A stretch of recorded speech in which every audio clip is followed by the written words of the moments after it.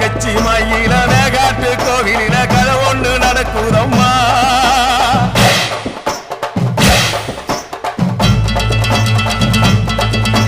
காட்டு புலி ஒண்ணு காயம் பட்டு போச்சே கார